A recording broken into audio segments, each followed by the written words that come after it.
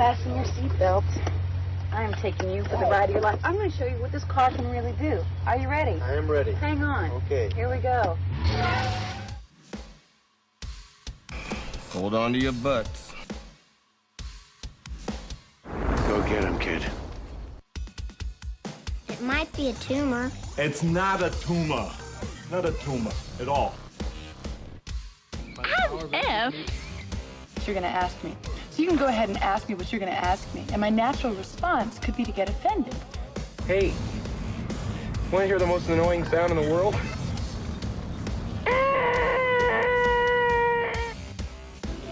Yeah, well, that's just like your opinion, man. All right. You're listening to the 30-something movie podcast. One movie each week, 30 years in the making.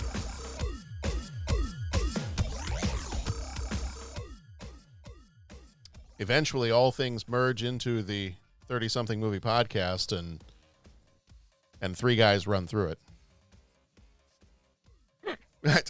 Hold on. Let me back that up for a second. One guy runs through it, and the other two watch him run. There we go.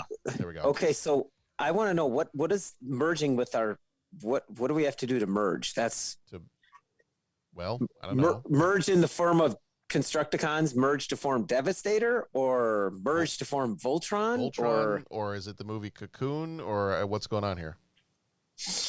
I'm just saying. I thought you were setting up a 30-something podcast universe, a cinematic universe for us. I don't know. Okay. I think we could. Okay. Any or all of that could be very cool. I mean, we can do that. I'm gonna speed things up, and I'm gonna, instead of doing it slowly over time like Marvel did, I'm gonna pull a DC and just start shoving things together, even if the plot doesn't totally make sense. I mean, especially because the plot doesn't make sense. I mean, it might look pretty, and it might be something that you can enjoy watching from time to time, but it might not make too much sense. But yeah, so this is the 30-something movie podcast. So far, you have heard Pat, and you've heard Bo. Gentlemen, how's it going? Great, John. Doing well, John. How are you? Doing all right. So this time around, our movie is A River Runs Through It, based on the Norman MacLean book by the same name. Very quickly, we spoil the movies we talk about. This is pretty much your only warning. And go visit our website, 30podcast.com. You can leave a rating, leave a voicemail, leave whatever you want. Leave something. Leave the world a little better than you saw it. Just don't leave a bag of burning poop. That's true. Don't do that. That wouldn't be very nice. But you can also become a co-executive producer via Patreon, and if you do that, you get all kinds of benefits there as well, and some bonus episodes too. We've got a ton of bonus episodes over there at this point. So I did at one point almost start to calculate things up, and with our bonus episodes, and which I don't really necessarily always keep track of the numbers of those, and then the fact that this one I think is episode 442, we might already be kind of close to having 500 episodes. So I'm not going to, until this podcast reaches 500, I'm not going to call it that, but this is kind of like when Action Comics, which has been around since 1930 whatever, 1938, at different points in time, they tried to renumber some of those comics, and then years later they'd bring it back and they're like, oh, no. While this one might be Action Comics Volume 3, number 47, it's actually Action Comics number 998. So wait 2 more issues, and we're going to triple charge you for a special bonus-sized anniversary issue. Well, sure. Why not? Why not? Yeah, I don't know about all that stuff. That's not. We're not. I don't know if we want to be doing that. We're not going to do that here. No. We got. You know what? Of the math I do remember, let's take what the podcast currently costs and let's triple the cost of it right now. Okay. Because I think 3 times 0 is still 0. I think so. That's my understanding. That was my understanding. There would be no math, but that's okay. Mm-hmm. So our movie this time is A River Runs Through It, as a river is running through Pat's dishes right now. It is. I know. And we're about done. I just have to hit start, and then the dishes will be all done. I'm going to go on mute, so I don't annoy the audience. Oh, you're fine. But our movie is A River Runs Through It. It came out on the 9th of October, 1992, rated PG, with a runtime of 2 hours and 3 minutes, directed by Robert Redford, who did Ordinary People and The Horse Whisperer. Writers were Richard Friedenberg, who did Dying Young, and Norman MacLean, who wrote the book. He died in 1990. He wrote The Ranger. He wrote the story that became the movie called The Ranger, The Cook, and A Hole in the Sky. Producers for this one are Patrick Markey, Amalia Mato, and Robert Redford. Markey did The Quick and the Dead. Mato did most of hers are all Spanish language stuff. So one of hers is, and I did not take Spanish, so I'm going to try as much as I can not to butcher this with all the French I took. Nada es para siempre. Sounds pretty good to me. Did I get close? Okay. I think so. Hopefully I did not insult anybody. I mean, I only have slightly more Spanish than you do, but it sounded pretty good. All right. Well, and then Redford produced a civil action. Civil Union would be a totally different movie. Yeah. Yeah. Music was done by Mark Isham, who did the music for Crash and 42. Cinematography was done by Philippe Rousselot. There's my French guys. Interview with the Vampire and Big Fish. And then editing was done by Robert Estrin and Lindsay Kingman. Estrin did Badlands and Colors. Kingman did One Flew Over the Cuckoo's Nest and Outbreak. Budget was $12 million, box office $66 million. Flickmetrics gives it a 70%, and CinemaScore did not have a score for this one. Starring Craig Sheffer as Norman MacLean. He was in Some Kind of Wonderful and The Program. Brad Pitt was Paul MacLean. He was in 7 Years in Tibet and Mr. and Mrs. Smith. Tom Skerritt was Reverend MacLean. He was in Alien and Top Gun. Brenda Blethyn was Mrs. MacLean. She was in Saving Grace and Pride and Prejudice. Emily Lloyd played Jessie Burns. She was in Welcome to Sarajevo and Wish You Were Here. Edie McClurg played Mrs. Burns. She was in Ferris Bueller's Day Off and Planes, Trains, and Automobiles. Stephen Shellen was Neil Burns. And yes, he does. He was in The Bodyguard and Gone in 60 Seconds. Susan Traylor played Rawhide. She was in Heat and Greenberg. Michael Cudlitz played Chubb. He was in Grosse Pointe Blank and The Walking Dead. Rob Cox played Conroy. He was in The Tinderbox and The Bathroom Agreement, which sounds like something that my children do in the morning as they're getting ready for school. William Hootkins played Murphy. He was in Star Wars and Batman. And Joseph Gordon-Levitt, in his first film role, played young Norman. He was in Looper and The Dark Knight Rises. A couple real quick things in here. George Kunenbergs was a retired railroad engineer, and he was the one that helped teach Brad Pitt, Craig Sheffer, and Tom Skerritt how to fly fish for this movie. He also taught fly fishing and fly tying to his fellow residents, staff members, retirement community. I guess he grew up near the McLean family in Missoula, Montana. His family's cabin was built next door to the McLean family cabin in Seeley Lake, Montana. He learned to fly fish and tie flies from Reverend John McLean and considered Paul McLean to be his best friend. So the friendship between the McLean and the Kunenbergs families continues to this day into its fourth generation. So that's kind of cool. Yeah. Something else I did see. So it does mention in that trivia piece that George Kunenberg taught Brad Pitt, Craig Sheffer, and Tom Skerritt how to fly fish. There was another part of the trivia that seemed to contradict that, but my guess is that maybe these two things are both true, but at different times. One of the other ones was Brad Pitt trained himself to fly fish for 4 weeks prior to shooting. Since he was not near any river in Los Angeles, he trained on top of a building. I can only imagine Brad Pitt standing on top of a building looking like Indiana Jones, just whipping this thing back and forth. And yeah, the visuals are pretty cool. Oh, yeah. Yeah. Both of those trivia pieces are cool. The visuals of the one of Brad Pitt standing on top of a building and fly fishing is the funnier one. Yes, agreed. Brad Pitt wanted to make sure that he did this right when he auditioned for this role. He auditioned twice for the role of Paul McLean. The first time he thought it went so terribly that he insisted on sending in a tape where he performed another scene, and based on his performance of that scene, it convinced the director that Brad Pitt was the perfect choice for Paul McLean. Actor William Hurt wanted to play the role of Paul McLean, and he once went fishing with the author Norman MacLean in Montana. When Hurt asked if he had fished well enough to portray his brother, McLean replied, "Well, Bill, you're a pretty good fisherman, but not good enough to be my brother."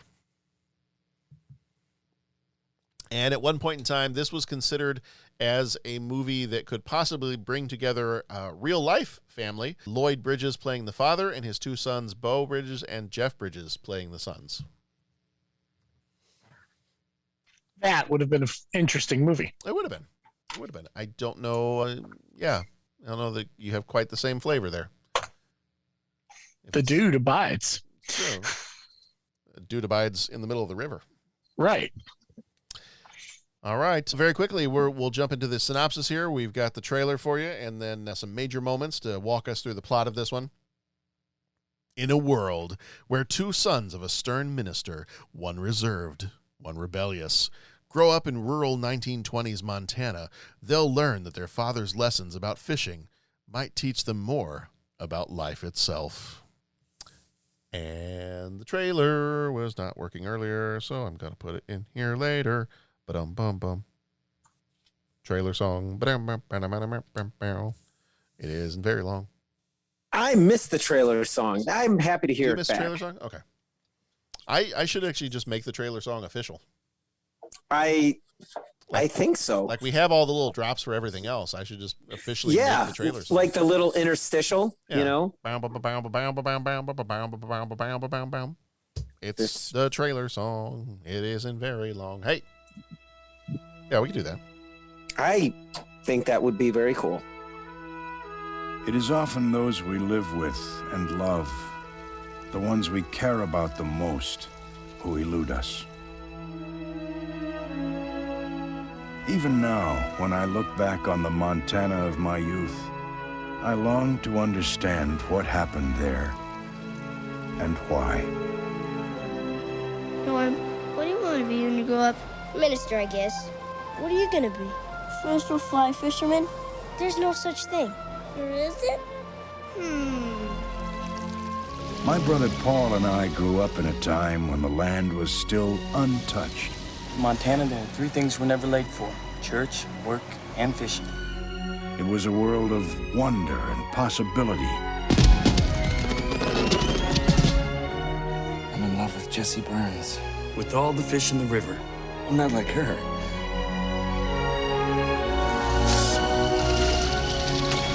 But it was a tough world, too. You're picking your brother up too much lately. Why is it the people who need the most help won't take it? I know how we can go down in history. I understand he's changed the spelling of our name. I want you to know I can help. Boys, what have you done? You're in debt up your damn neck. I'll be fine.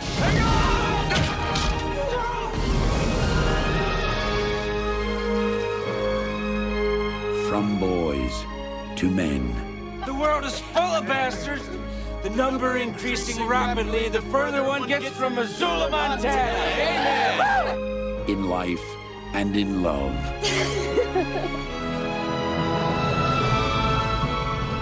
All memories become one. And a river runs through it. From Academy Award-winning director Robert Redford comes the classic story of an American family.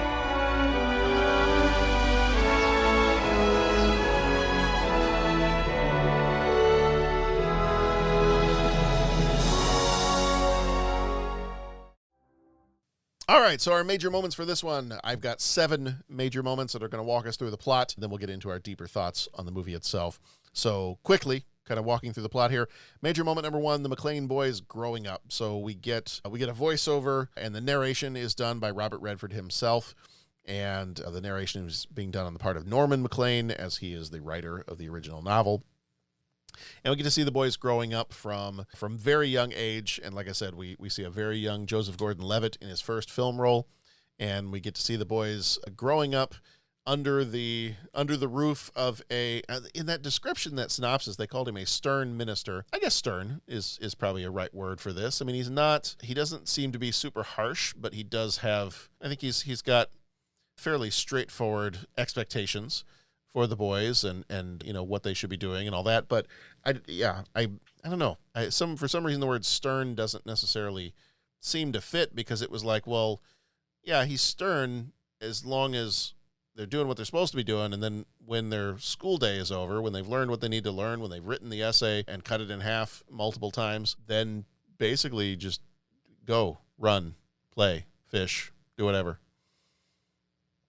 So, but what a way to grow up like that. Yeah. I mean, I remember growing up as a kid. I feel like there was probably a little bit more freedom than maybe what our kids have now. I just remember that at different points in time, you just kind of, like, if it was a Saturday or if it was after school, you kind of just disappeared for a little bit, and you maybe came home around dinner time. Mm-hmm. When the street lights come on, you come home. Yeah. Yeah, but that was I lived in the suburbs, so there really wasn't too far you could go. Once I did end up living in a smaller town that was a little bit more rural, and that was a little bit of culture shock because, you know, a lot of my friends there were just like, yeah, let's just start walking. Like, walk where? I don't know. Down by the creek. Down by the creek. Yeah, we can go by the creek. We can go by there's the cemetery over here. There's like, okay. I mean, when I was growing up, it was, you lived in a suburb. So basically you could walk up and down the sidewalk if you wanted to, but you're really not going too far. Mm-hmm. So I can only imagine growing up in a place where it's like this, if it's Missoula, Montana, and you just have these massive, beautiful, wide open spaces and rivers. And it reminded me a little bit of when I did live in England. And because we were so close to some forests and kind of a lot of wooded areas around there, that there were times where once I made some friends at my new school, kind of hop on our bike on a Saturday morning and just disappear. And we'd be roaming around the forest for a good part of the day. And eventually you'd make your way back home. Isn't it amazing, like, compared suburb to like something rural? Oh yeah. Isn't it amazing and you think of kind of getting into the middle of the woods or going down a trail or something like that. And then all of a sudden you think of being in the suburbs and you think, well, I got to stay on the sidewalks. And I don't know how many times I've been going and I'll be out and I'll be like run down the sidewalk and all of a sudden the sidewalk ends. Now, there might be businesses there that have these big lawns and these big things that you just run right across it. It's grass. It's like nicely groomed grass, but like we're conditioned to, you got to be on the sidewalk.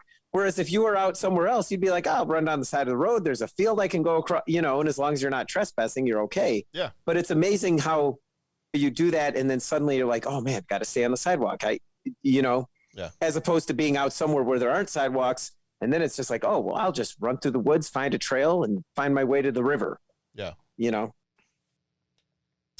So we move into the next major moment, and the McLean boys have grown up at this point, still getting into a little bit of mischief. We do have the one scene where they steal the boat, and they're going to take it down the rapids in the river. That is one thing for all the exploring that I did when I did live in places where you could explore the woods and all kinds of other stuff. I was not a strong swimmer or swimmer at all for most of my years growing up, so that would not have been one of the more daring things I would have tried to do as a kid. I would not be a boat going down the rapids kind of thing. I think it'd be so cool. I'm not sure I'm ever going to do it because but I'm with you. I feel like if I could guarantee my survival, then I'd be fine with it. But then I think that might take away part of the fun. Probably. Yeah.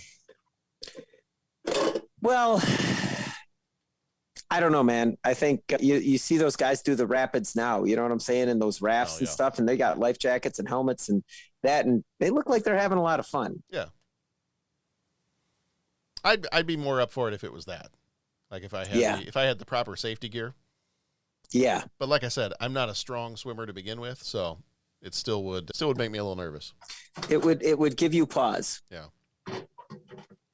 Well, what gives Norman pause is that after he goes off to school and comes back, he's at a dance and happens to meet Jesse Burns, who he begins to kind of fall for a little bit. And so they start dating. And as they are dating, we get a few little snippets here and there of him back in town and, coming back and seeing his brother Paul, who has become a newspaperman. And Paul, this major moment I'm calling Paul's constant trouble. So Paul is you get little hints here and there that Paul's getting into a bit of money troubles at some of the speakeasies, at some of the card tables that they've got in the back of these speakeasies. And so I think one of the policemen at one point mentioned something about, hey, I've been picking your brother up a whole lot more lately. You might want to just do something about that. So Norman kind of starts to get the sense that maybe things are not okay with his brother. We have the one scene where the brother they go kind of on a double date. And I forget what the girl's name is, but he brings in a girl with him who is Native American. And that is against the one guy say, kind of the bouncer says that, it's almost like we don't serve their kind here. Right. How does he say it? You know the rules or something like that. Yeah. And wasn't that, I'm blanking out now, was that William Hootkins who said that? Was that Porkins who said we don't serve their kind here? It might be, yeah. That is so awesome. We're making all kinds of in the 30-something cinematic universe. We're making all kinds of connections.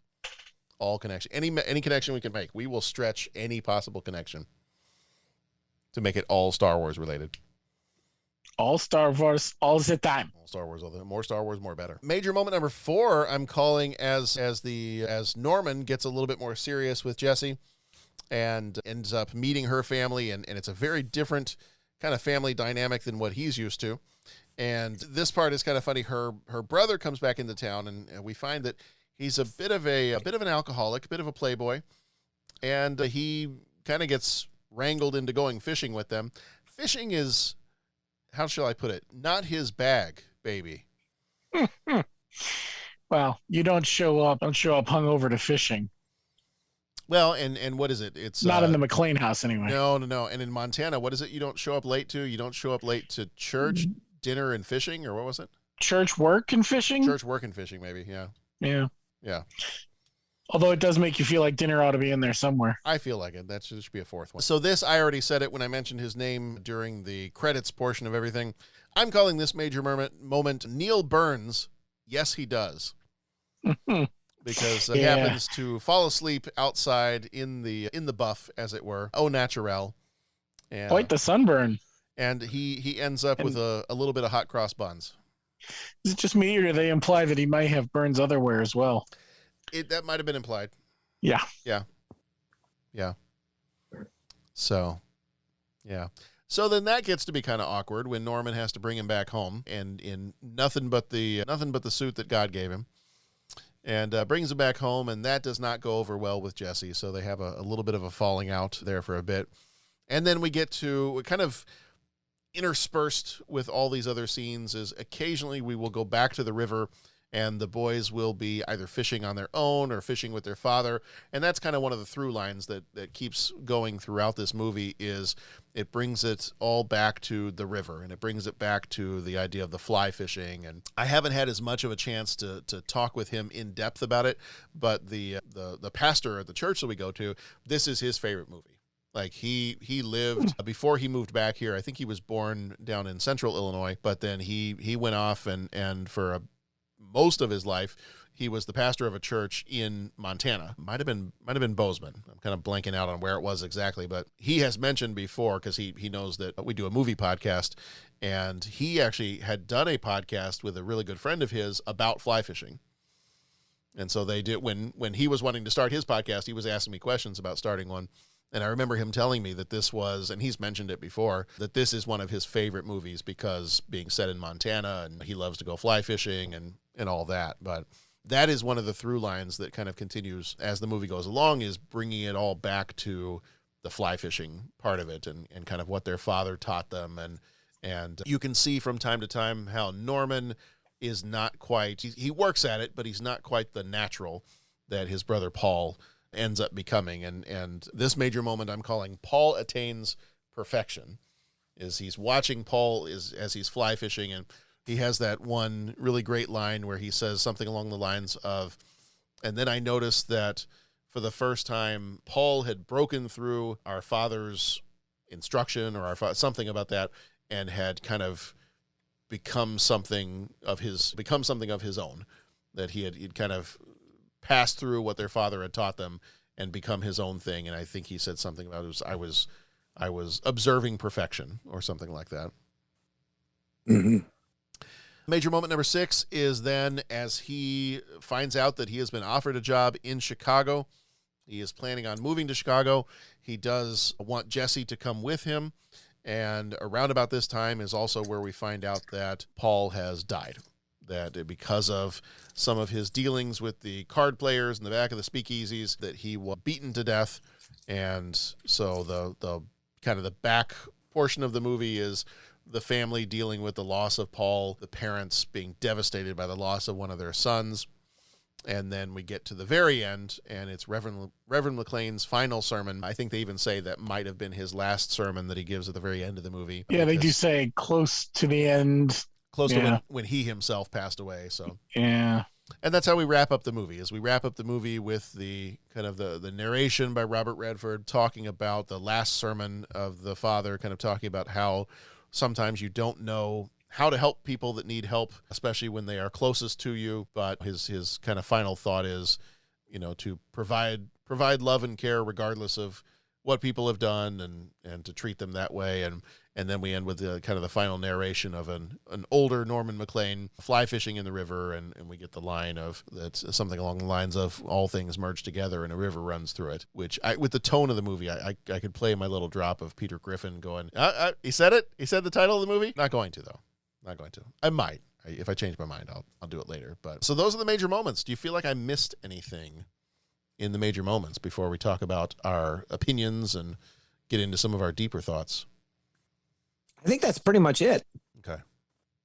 All right. Well, let's wade into the river and get into some of our deeper thoughts here. And now, deep thoughts. Wade in the water. Whoa. All right. Deep thoughts. Man. Before we started recording, I was kind of interested by some of the comments that I was hearing here and there. So let's just do it. Let's dive in, as it were. Did you like this movie? Yes. Okay.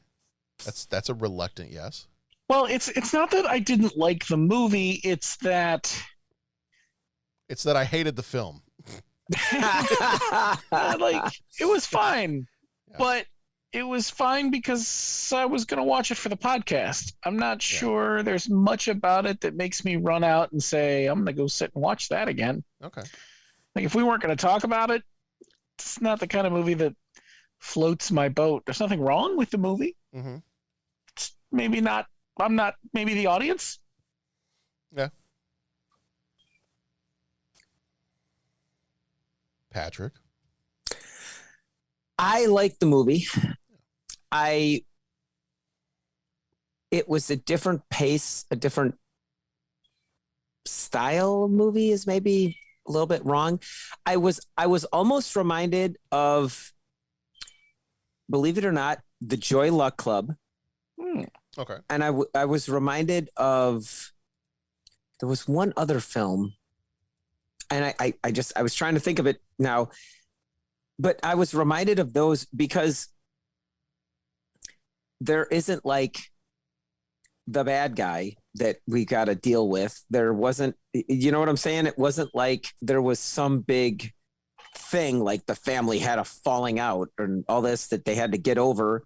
Mm-hmm. It was just about life, you know, and I enjoyed it. It was the movie slow paced? You might be able to say that, but I guess slow sounds like a negative. It was just relaxed. It was just kind of like, hey, you know what? And just kind of like a hot day, I'm just going to sit on the porch, drink a glass of lemonade, and just kind of hang for a little bit. And that's kind of what I felt like with this movie. So I enjoyed it. Yeah. Yeah, we tend to enjoy, I mean, I can pretty much watch anything as long as it's not Cool World. But we pretty much will watch just about anything. And sometimes it's just kind of nice to, the timing of this one, we had to watch it at this point because we were doing it for the podcast, but we do love a good slow-paced movie from time to time. It just kind of, it almost like forces you, as you're watching the movie, it almost forces you to slow down yourself and just relax a little bit and just watch the movie and don't be in a hurry. And from time to time, totally up for that. I did enjoy this movie, and I don't recall, I feel like I had watched it once before, but then at different times, I was kind of getting myself confused. I was like, no, I'm thinking of Legends of the Fall.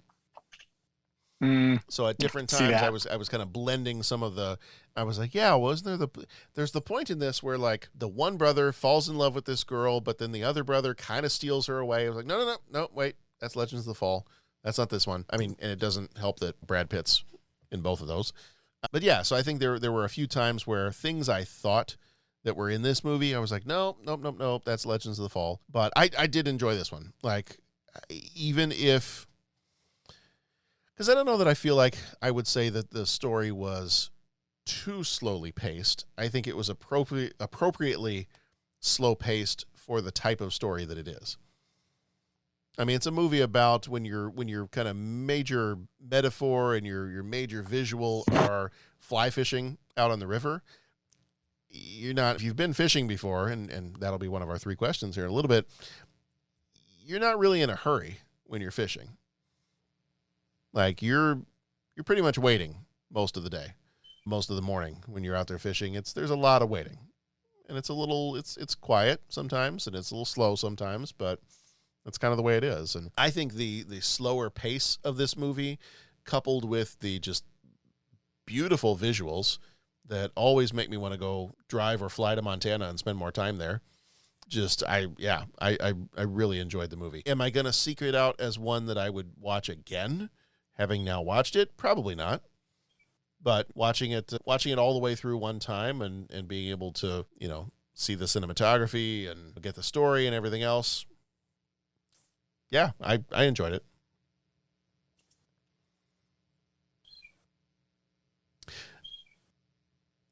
Yeah, that was one of the things when I think about this movie in particular, and I think it's probably the same thing. I was going to look it up, and I didn't get a chance to. Does Legends of the Fall take place in Montana too? Let's find out. Yeah, it actually does. Yep. Yep, it's almost the same time period. In the early 1900s, 3 brothers and their father living in the remote wilderness of Montana are affected by betrayal, history, love, nature, and war. Yeah. So they are very similar movies. But yeah, and I think that when I think about these 2 movies in particular, I think part of it is also the visuals. And like a place like Montana, like when you have and that's probably part of the appeal of the movie is I'm almost treating it as if I'm watching a, National Geographic or BBC travel documentary. And I'm gonna get to see some beautiful places. Mm-hmm. Yes. So which of these in the growing up that these brothers are doing, which of these brothers do you feel like you would identify with more? Are you more of a Norman or you're more of a Paul? Oh, I don't know that anyone's going to call me preacher, so I think maybe Paul. Maybe Paul? Yeah. I feel like I would like to be, in some ways, a little bit more of a Paul, but I definitely would be more of a Norman because I'm going to be more of a rule follower. Mm. And I'm going to be more of the one that's like, all right, well, these are the things that if I'm going to do things and I'm going to do them quote unquote right, then this is the trajectory I need to follow. Like I need to go to college. I need to do this. I need to get a job. I need to do. And I feel like that's part of the fly fishing metaphor is sometimes when you see those scenes where they're out fishing in the river and Norman struggles. He might catch a fish same size as what his brother catches, but it doesn't come naturally to him. Like his movements are a little clunky sometimes. It just doesn't flow necessarily. And then you see the scenes where Brad Pitt's out there, where Paul is out there, and he makes that comment at the one point, and he's like, I was observing perfection take place. And it just seems to be such a much more natural way of being. So I think the part of the story is telling you that if you're the straight-laced, follow the rules, all kinds of stuff, you might not become artistic perfection, if you want to call it that. But, if you're lucky enough, you might have a brother that does it and you get to watch him. I don't know. What else do you guys think about this one? Was there anything in particular that kind of jumped out at you as you're like, that was pretty cool, or I could have done with a little less of that? Well, I thought it was pretty cool. Like I said, just the pace of the storytelling. Like I was waiting for something to be some big, like pivotal plot point of, oh man, like when the brothers got into a fight, that was pretty intense. Yeah. And then the mom comes down. in, the mom got knocked down. She's yelling. And I thought, oh my God, this is it. Mom's going to get injured. And that's going to be the wedge between the two brothers, or the dad's going to come in and, but it was like, no, it isn't. It was, dare I say, maybe a little bit more realistic. It wasn't some big melodramatic thing. It was just you guys clear off and calm down, and guys, I just slipped. Now get out of here. Like that kind of thing. I mean, it was just a story about like their lives. And when they saw each other, they were happy to see each other. And the competition came back, right? Like when they're out there fishing for the first time, hey, you're just a little rusty. Cast here. Do it this way. Why are you doing it that way? And it's just like, man, I don't want my little brother telling me what to do. Let me just figure this out. I gotta, when they he meets his girlfriend's brother, and they're kind of like, the brother's like, well, he's an alcoholic. And I mean, he's just suffering from so much. And then she's getting mad at him. Why didn't you keep an eye on him? Why didn't you control him? And he's just like, well, it's not like they're even married, right? Like he's just kind of the boyfriend. What was he supposed to do? But even that kind of happens, right? Like, okay, I'm dealing with my girlfriend's family and this one's crazy, but I still have to deal with it. And doesn't she even look at him at the end and say, how come the people that need help don't get it or something? Mm-hmm.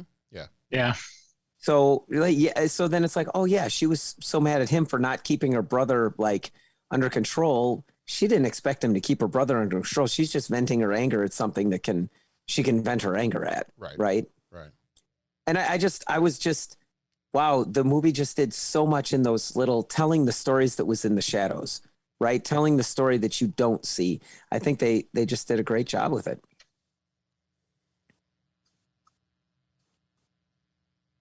Yeah, and all of these, all the actors, all the characters in this, it's one of those where I think you might have mentioned it before, Pat, that it's not there's no villain in this movie. Mm-hmm. Like it's just there's just life, Wyatt. Mm-hmm. Mm-hmm. And I think that's one of the fun things about it is it's not, you don't have to have a villain. You don't always have a villain. You don't have to have a ton of action. You're just watching people grow up.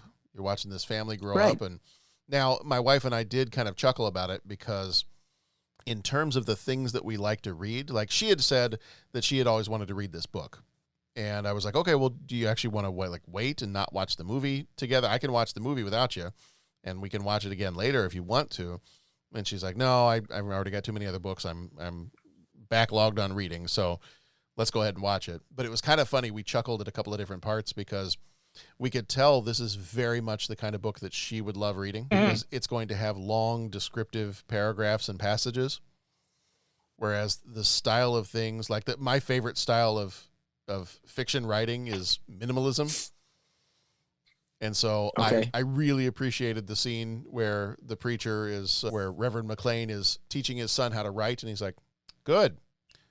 Now cut it in half. Good. Cut it in half again. Mm-hmm.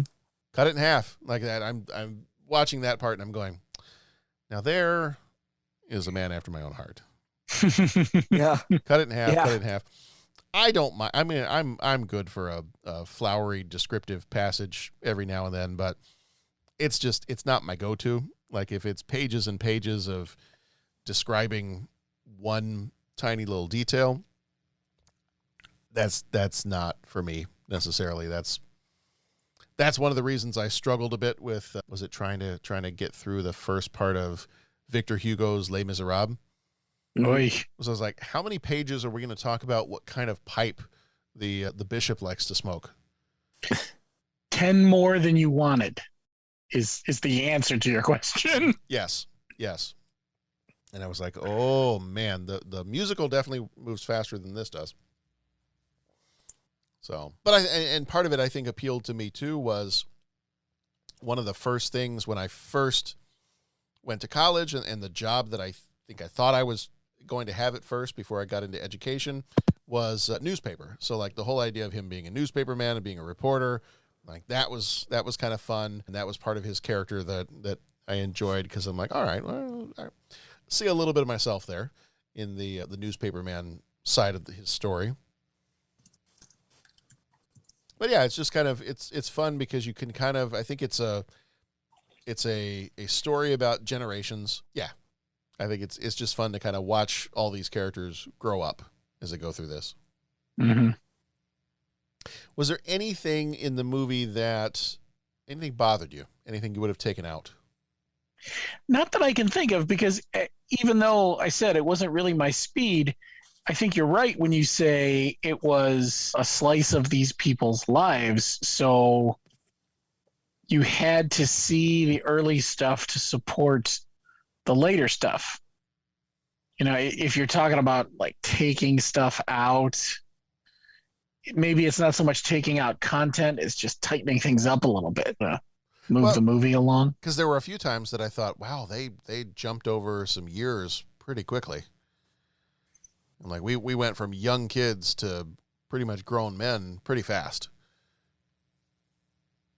But no, I think the way it was paced and what they chose to include was all really good. I agree. I don't know that much more should have been taken out. You know what I'm saying? In fact, the only thing I think I would have added in maybe is a little bit more, and I don't want to make it too obvious, but maybe a little bit more with some of his financial and or gambling struggles. Mm-hmm.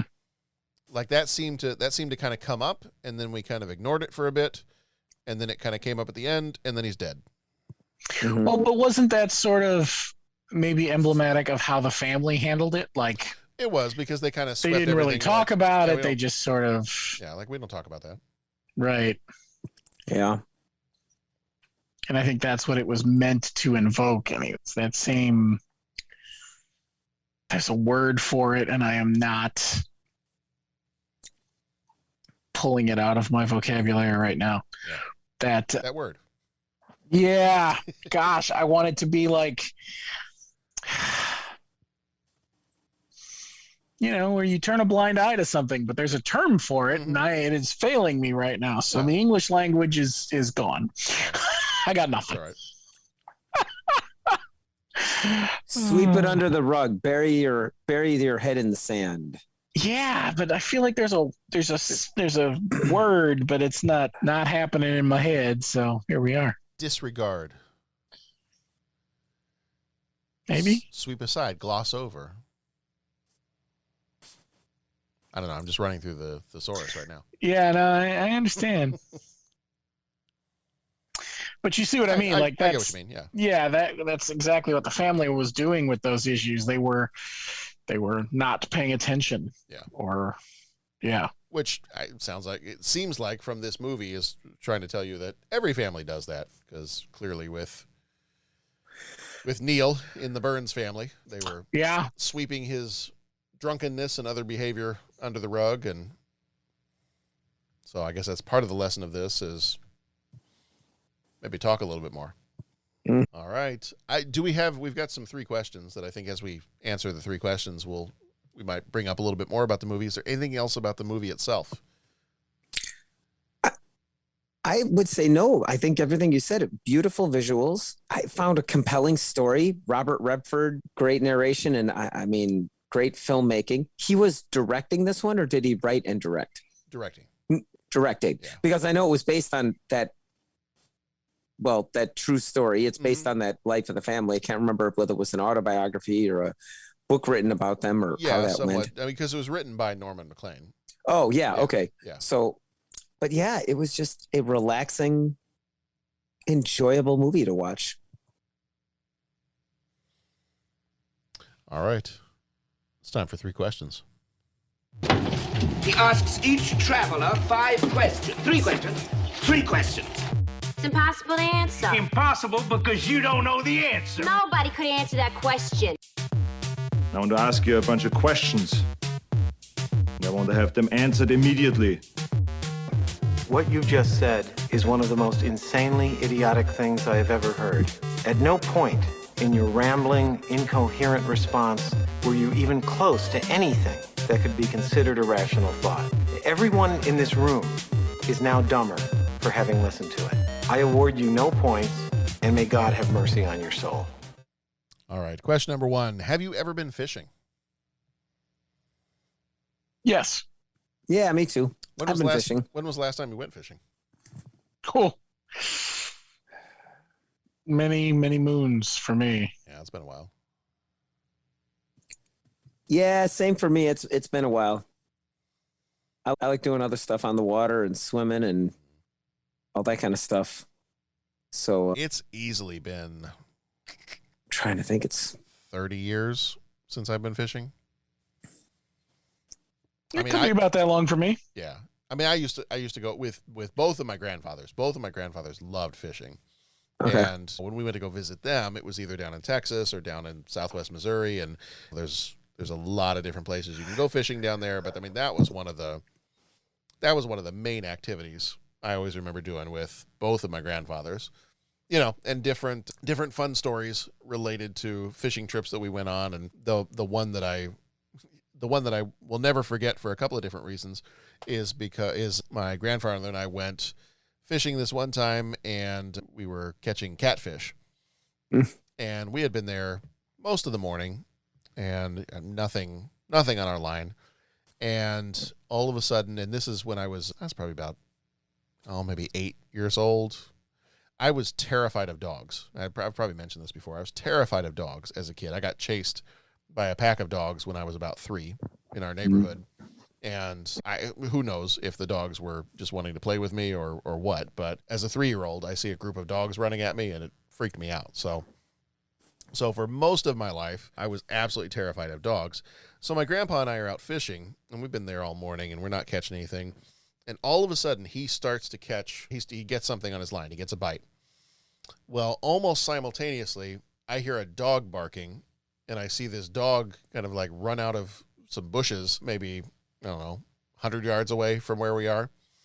And I beeline it to jump into the back of my grandpa's truck. So that I am out of here. I am not anywhere near where that dog is. In the meantime, my grandpa is yelling. He's like, "John, get the net. John, get the net." And he's like trying to pull this fish in. Well, it turns out it was a pretty decent sized catfish. I think it ended up being about a 6-pound catfish. And it had a bit of fight in it. So I remember he just was struggling the whole time, and he finally got it in. And he got it, but not with any help from me, because I was hiding in the back of the pickup truck, trying to get away from this dog. Yeah. And then he thought it would be hilarious. He brought it back when he brought me back home. He thought it'd be really funny to cut the head off of the catfish. He was going to take the rest of it back home and cook it. But he cut the head off the catfish, put a string on it, and tied it up in one of the branches of the tree in our backyard. Needless to say, my mother was not thrilled when every cat in the neighborhood started coming to visit our backyard because we had a catfish head hanging from one of the branches. That's hysterical. There it is. She was not very happy with him. Something only Grandpa would try. Oh, he thought it was hilarious, but yeah, my mom was not super thrilled with that arrangement. And she made her discrepancy clear. Yes. I'm not even sure she's eaten catfish since then.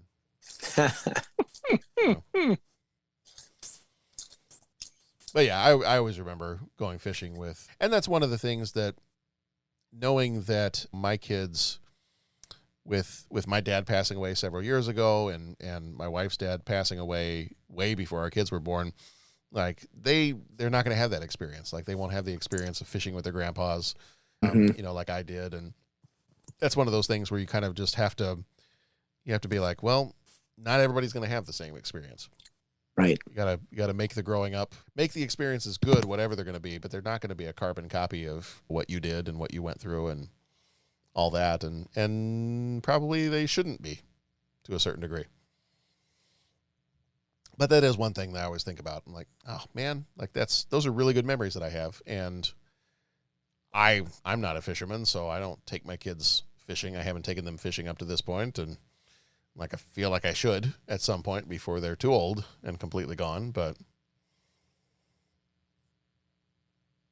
yeah, I don't even have a fishing pole anymore. Yeah, it seems it's kind of one of those lost activities to a lot of people. Like, I feel like fishing is one of those, like, you are either a fisherman or you're not. There's not a whole lot of casual fishing these days. Or you live in the South and there is a bunch of casual fishing. Well, yeah, okay, so maybe I should say in our area. Right. Now, that being said, my brother-in-law loves to do it once in a blue moon. Oh, yeah. But other than him, the only people I know who fish are like, they go fishing like on the regular. Yeah. And that's just a whole different deal, you know? Yeah.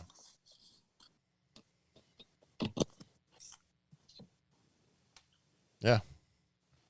But yeah, it's been a little while. Question number 2, what's the worst sunburn you've ever had? Well, I'll take that. Out in California, and we were out there for a time, and because at the time I was studying martial arts, and there was a big like series of seminars and tournaments and all this kind of stuff, and it was right after we graduated college, and so we went out there for like a week or two, and we tried to get to the beach and surf as much as we possibly could, and so we were doing that, and we were good with wearing wetsuits and putting sunscreen on. And then there was one time that I think the wetsuits, I don't think we rented wetsuits. And so we didn't have covering on top. And so we were only going out for an hour, didn't put sunscreen on. I got so badly burned. And the next day was grappling day. Ooh. So like, it was like, don't want anybody touching you. And it was like 10 hours of grappling. And I just remember getting thrown around the mats and like just seeing layers of skin come flying off. And it was, it was a little rough. That one was a little rough. Yeah, I can imagine. I've been trying to think about this, and I don't remember any horrible ones. I suppose the most recent one that I'm recalling as I have gotten older, my hair has been thinning a bit on the top of my head.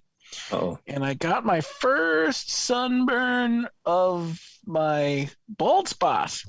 And I swear that thing peeled for weeks. Ouch. And, you know, just like combing your hair hurt and taking a shower hurt. And it just hurt. Yeah, it's not great. Not great. Yeah, I don't know if I can think of a specific time where I've had the worst sunburn I've ever had. Due to the fair Scottish skin that I have, it's every time. Mm-hmm. So I feel like every time is the worst time.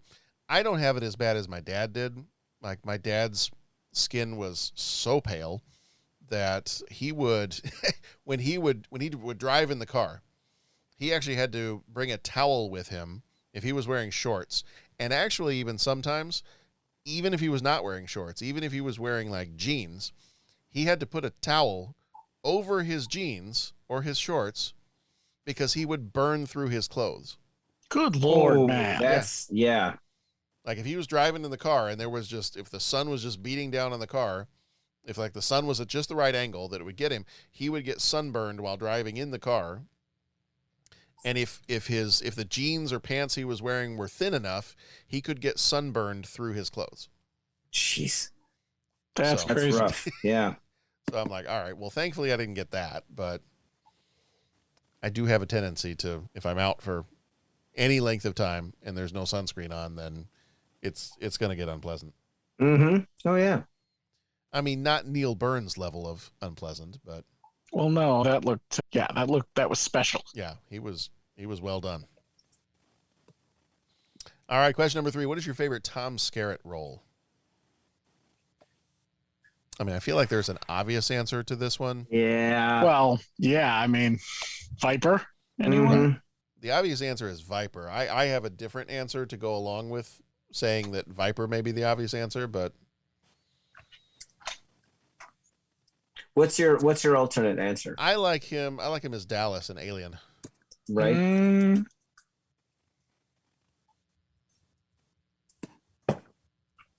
But I do think Viper might have to be the first choice. Well, it's definitely the one you think about. I mean, he's really good in Steel Magnolias. Mm-hmm. I'm giving it one more like One More Look, but Viper was the... He's good in Contact. Yeah. Yeah, that's true. He's very good in Contact.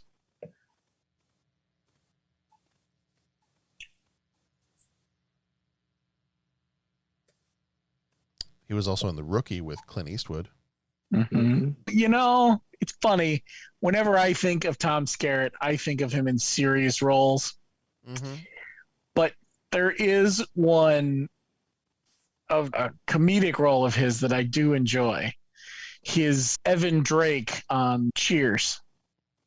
Oh, yeah. That's a very fun, like, something different, you know? Yeah. Evan Drake. He plays Rebecca's boyfriend, rich boyfriend, who ends up basically being a con artist and oh yeah, then bilking her out of some money at the end. And yeah,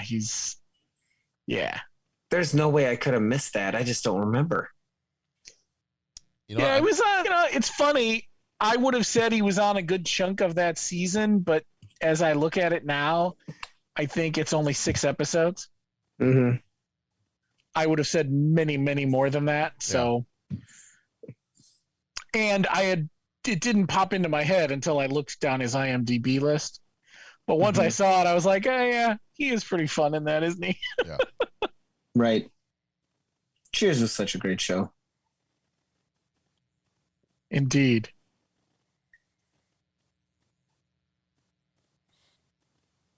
All right. Well, yeah. I think he did tons of good stuff, but Viper. Yeah. Viper's the most memorable out of all of them, I think. I'll fly with you. Yeah. I'd fly with him. I care. All right. Well, that's going to do it for this episode of the 30-something movie podcast. Go visit us at 30podcast.com. Our website. You can check out all of our stuff there. Past episodes, everything else. Become a co-executive producer via Patreon there. You can get access to all of our bonus episodes. Speaking of which, our bonus episodes coming up in November. This month are King of Comedy from 82, Rocky 3 from 82, Black Adam from 2020. Next month, our Patreons will be Eating Raoul from 82, Christmas Story Christmas from 2022, and Conan the Barbarian from 1982. Our regular episodes at this point, we are down to the last month of the year. So after this, we have got Santa Claus the Movie, The Babe, All I Want for Christmas, Home Alone 2, and Muppet Christmas Carol. And then we are right out into 1993 after that. And I don't think I've publicly shared the schedule yet for what's happening, but let's just say that for the first week, we're starting it off strong here. I mean, this is a little bit like Pat telling me how excited he was for Batman 89 and me making sure that the first episode of 2019 was Batman 89 because I feel like 3 or 4 years was enough delayed gratification on his part. Give her, John. What can you say? I try to be. What can I say about the first week of 1993 of 2023? Comes out with a roar. Let's just say, hold on to your butts. That's it. That'll tell you everything you need to know. And Pat's excited because we're finishing January with Dragon, the Bruce Lee story. So there's that. That's such a great movie. Yeah. And if you want to be, if you're not one of our Patreon folks already and you want to get into it, the January Patreon, our first one coming up, is going to be The Outsiders from 1983. Oh, that's awesome. Movie. Awesome movie. Love that one. By virtue of teaching English in a middle school, I've seen that movie about 26 times. So, of course you have. Well, we're going to stay gold. I hope the rest of you stay gold. And when the 30-something movie podcast cinematic universe all merges together, a river runs through it. And and we try not to drown. We try not to drown. I mean, I can't swim, so I really try not to drown as much as possible. I've always made it a goal. It's a good move. Gentlemen, thank you so much for being here. I always enjoy talking movies with you. Thank you, John, for getting us together and putting those lists together. I'm looking forward to 93. There's some fun stuff. Where was I in 1993? I don't know where I was. I think I was still in England. Yeah. I was probably roaming around getting in trouble. Who are you? I'm shocked. As you do when you're 12. In England. In England. All right, everybody. Be excellent to each other. Go watch some good movies, and we'll see you back here next time.